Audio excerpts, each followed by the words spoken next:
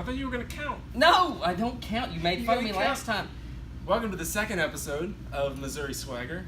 This is Colin Bunn. I'm Dennis Hopeless. Is Dennis Hopeless. And we are coming to you on location at Fenix Comics in Peculiar, Missouri. The best name of a town ever. Peculiar, Missouri at Fenix Comics.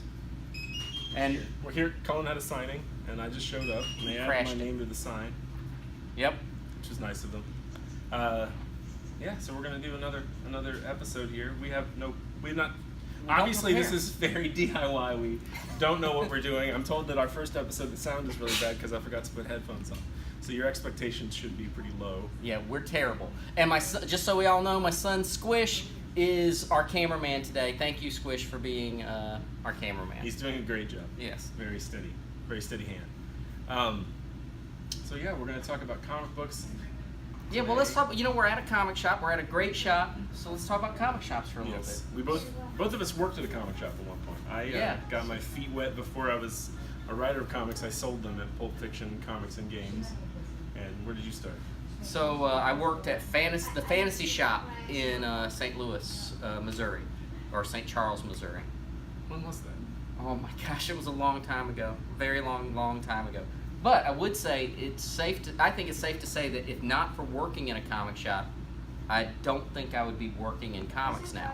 Because, while I was working at the Fantasy Shop, I met Brian Hurt, who would become my collaborator on the books The Damned and The Six Gun, which really got my foot in the door at, working at any comic publisher. And Brian is definitely the only human who would draw that many horses with him.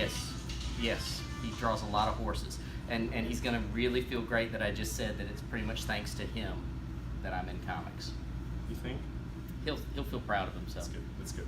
And yeah, I feel the same. Not because that's absolutely. I met I met Kevin Mellon, who was the artist of Gearhead and Lovestruck, my first two books, while I was working at Pulp Fiction. I went to school to make movies, and I thought I was going to make movies, and then I moved to Kansas City, Missouri, where no movies were made. Did you make any movies that you don't want to talk about? Oh yes. Yes. In college, Lots of movies. Lots of very low resolution movies that are worse production value than this, believe it or not. But then Kevin came in and he'd gone to the Cooper School and he could draw. So I just said, why don't you draw my movies? Nice. And our first few comic book pictures were very much drawn movies that should not see the light of day. Did you do bad stuff before you got to the good? You just jumped out of the gate? I was awesome from the very beginning, like right from. Colin is a short horror fiction master. Wait. Short horror, or I am short? No, right? Okay. You're not that short. But you're horror fiction. You're a master of the short, right? It's a gross out. Everything. Just tell this. I'm trying to set you up for a story. The gross You're dropping the ball. Yeah, years ago, when I didn't know how to break into comics, I was working in. I wrote a lot of prose. A lucrative field. Very lucrative field of prose horror stories, and I used to go to the World Horror Convention every year. And one of the events that they'd have at the World Horror Convention is the gross out contest.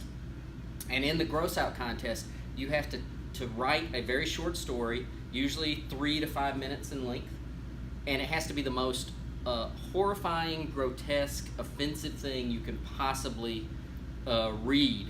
And you'd read it in front of a group of 150, 200 people, and they would give you a thumbs up or thumbs down or a thumbs up if they wanted you to continue the story.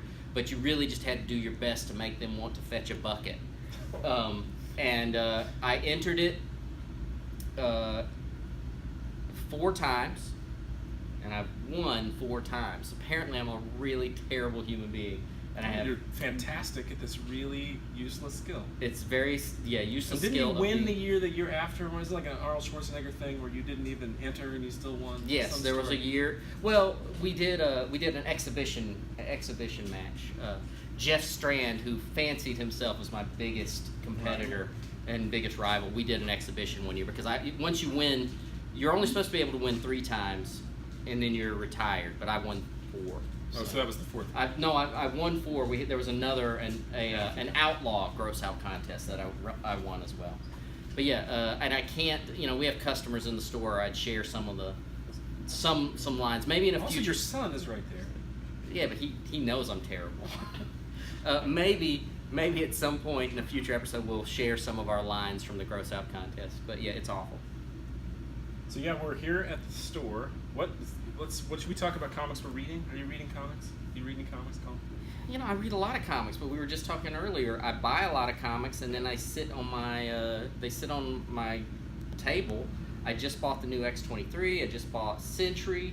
I just bought the new Astonishing X-Men, and they just sit there, and they will sit there for a while. I read a lot in trade, though. I just decided I was going to finish up Black Science, so I've been reading all of Rick Remender's Black Science, like in trade, one after another, and that's super awesome. And then next up is Descender. I'm going to read all. I've read the first trade of Descender, but now I have just a stack of trades. I'm going to read all of Descender in one day. I usually collect them up. I get PDFs from some of the offices I'm in at Marvel, so I will occasionally read like 2.5 years worth of books. I just read all the Gwenpool, which is fantastic, and then obviously I read a bunch of Cloak and Dagger last year. It's mostly for work. Having little kids is hard because you spend so much of your quiet time watching Paw Patrol and things that there's not a lot of. You like Paw Patrol. I like Paw Patrol in small doses. You like Sophia the First? Basis on the case. What? You like Sophia the First? I don't know what that is. Oh, well, I guess that's over. Mama Llama is the one I don't get. Now this shows that our kids are at different ages. Yes. But yeah, I just read Thanos, Jeff Lemire's Thanos series. Awesome. I hadn't read that when it came out, and I just read all of those in a big chunk. That was for research purposes. Jeff Lemire's a monster. It's fun. Yeah, it's really fun. Jeff is very the worst, unlikable human being. the worst human being ever. We both dislike Jeff Lemire, and He's a terrible. Well, I mean, Cullen's awful, but I'm willing to stand next to him. If Lemire were here, I would just leave. yeah. But yeah, so I read. I still go to the comic shop. I try to get in every Wednesday. You do if better I than can. that. So Well, you did better than I do that. I go about once every other month and buy a giant stack of Hellboy books that I have not read in 4 years. I'm on every Hellboy title, because when I worked at the comic shop, I was a huge Hellboy fan, still a huge Hellboy fan, so I bought all the BPRD and all of the minis and everything, and it's become a line of books, and I have not touched one in several years. But I got them.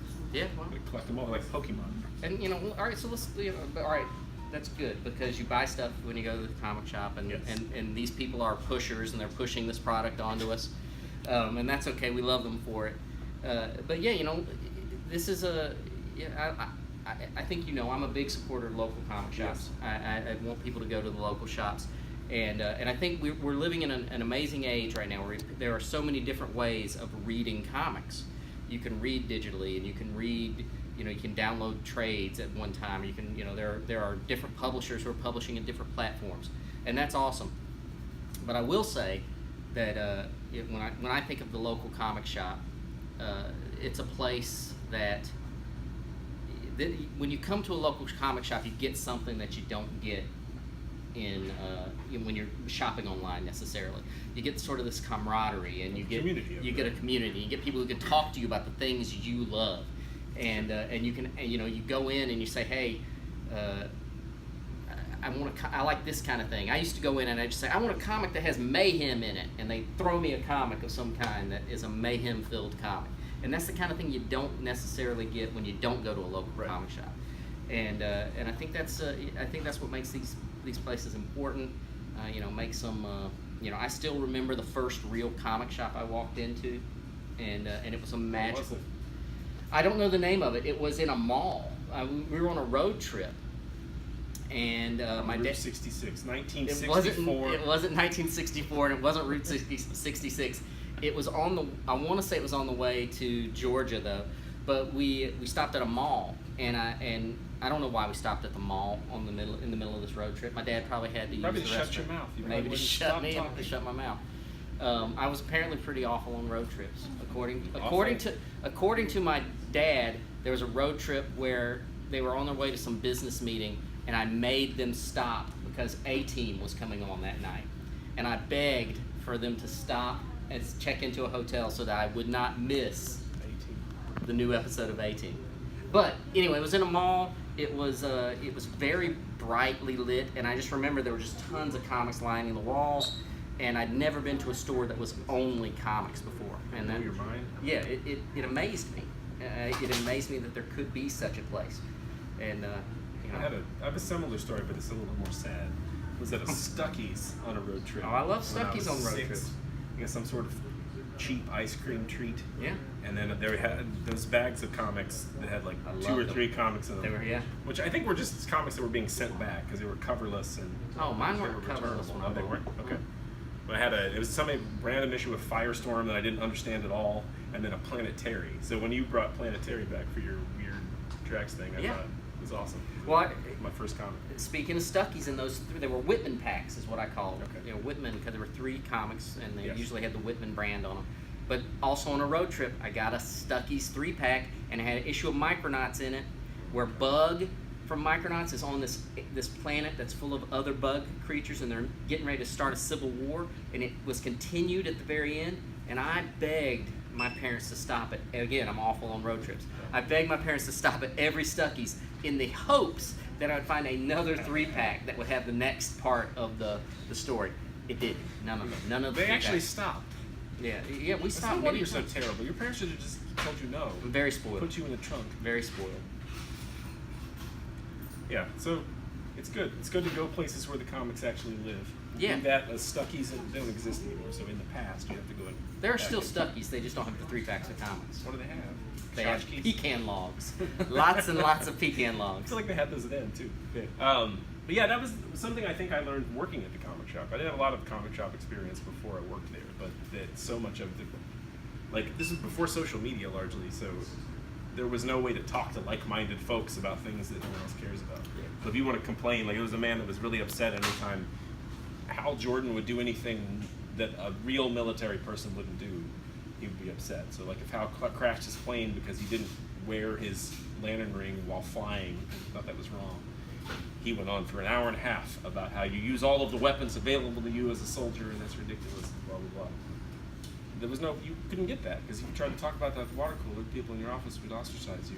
Yeah, there's a picture of me when I was 13 or 14, and we organized a comic book club at my local comic shop in Goldsboro, North Carolina, and the shop was named Tales Resold. It sold used paperbacks and comics. And there's a picture of me and like 15 other people. That was our first comic book club meeting, and I'm sitting right in the middle, like Darkseid and his minions, and So you were running the show. I was running. I found it. I went around the grocery stores and put up pictures or flyers that said, "Hey kids, you want to talk about comic books?"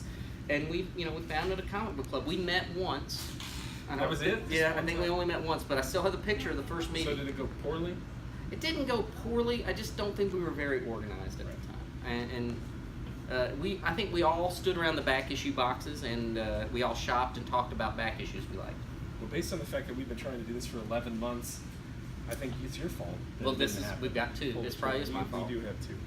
It's I- weird to be standing next to you and talking to the camera. I know. Like, I this is I gonna be much way more prefer you awkward. in another part of the country. When I can't see myself, so I can't make sure I'm not moving around weird. I feel like this is not. Yes, Did you like that?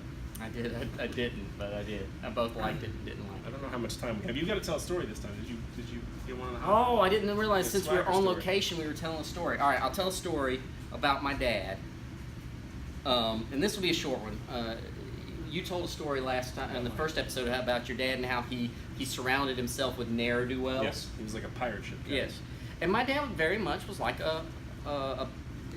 was the same kind of guy, and my dad did door-to-door sales for many years, and he believed that if you were that the best door-to-door salesmen were drunks, because they would go out and they do really well during on Tuesday. They go out and they'd sell all day Tuesday and make a lot of money. And by Wednesday morning, they had spent all their money because they went out to the bar and drank themselves broke again. Yeah. So he hired. He also liked to surround himself with ne'er-do-wells. Right. And often we were driving along to whatever location we were going to do a sales job at. If he saw a hitchhiker, he would pick that hitchhiker up and then hire that hitchhiker to work for him. And That's amazing. yeah, and you've never met a group of a hive of scum and villainy like a group of door-to-door salesmen selling coupons to have family portraits taken, which is what we were doing. So they just lie? No, they were just good at so they had to hustle. You know, you got to hustle to get that $5. And we had this guy Larry, and that worked there. He was the drunkest of all of the drunks.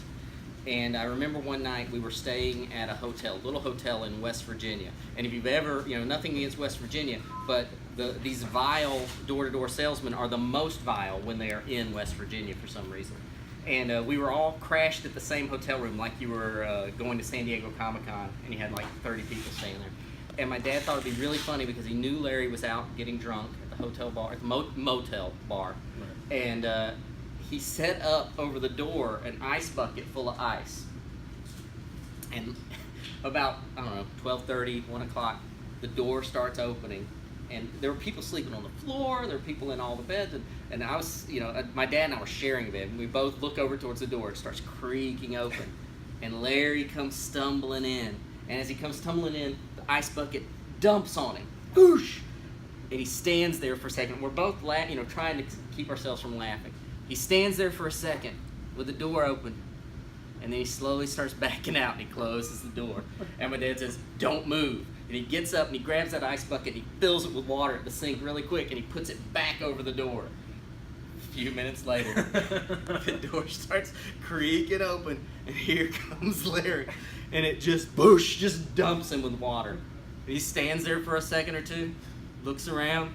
He knows that these are the people he works with. He has to, or either he's just so blind drunk he can't realize it. And then he just slowly closes the door again. And Larry did not come back in the room that night. I don't know where Larry slept, but I will tell you this, 9 o'clock the next morning, Larry's like, "Let's go sell some picture coupons." He was raring to go, like Lazarus, risen from the grave. It's possible he didn't know what the sensation was, but he knew it wasn't good for sleep. So but that's the kind of stuff my dad would do on those trips. So there's my dad's story. Amazing. Yeah, that's a good one. So anyway, so this was kind of a surprise recording for us. Yes. Dennis didn't know I was doing a signing. He came and joined me so we could do this in the same room. Obviously didn't think to plan anything to talk about, so it's off the cuff. I also feel very awkward about our stance. Everything is going to look weird. We're fine. That's even more uncomfortable. I'm taking a Sears photo. That's right. But thanks for watching. Yes. We'll get better at this, I promise. Not soon, Can't though. get worse. It's gonna be a while. I'm told before we're getting microphones. Everyone hated the audio in the first one so much that I'm being sent things.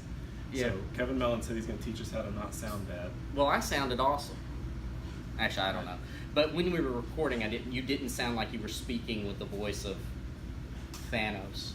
What, you think it's my voice's fault? I just assumed it was the microphone. No, it's the microphone, but when I was hearing you, you didn't sound so terrible. But then when I played it back, it sounded... Oh, I did? Okay. Yeah. You're not suggesting Thanos' voice is the thing to aspire to. I would like you to do a Thanos voice in all your recordings.